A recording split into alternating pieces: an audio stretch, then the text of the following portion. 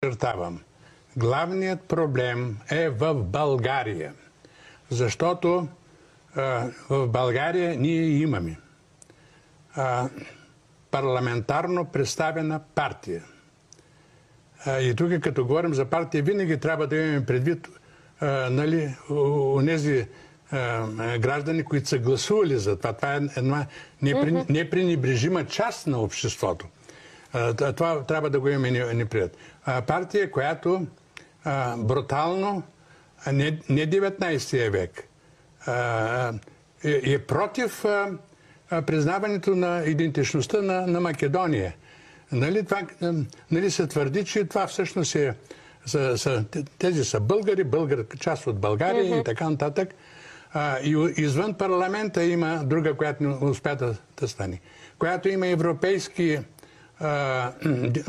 в Европейския парламент представител.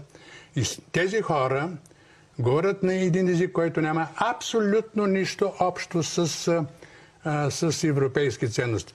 Тук обръщам внимание на ценностите, защото има, извинете, това не е моя език, но има полуидиоти, това не е моя език, употребявам идиот в средновековния смисъл на думата, не в друг, които правят паралел Европейски съюз с Съветски съюз. Разликата е космическа. Сега,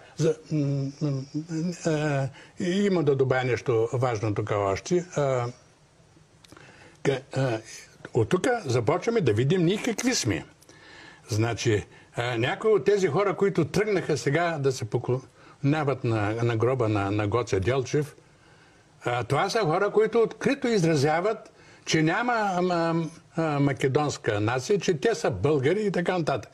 И сега какво искаме ние сега? Това е да тръгне една шайка или не знам какво от някаква съседна страна да каже, вие не сте българи.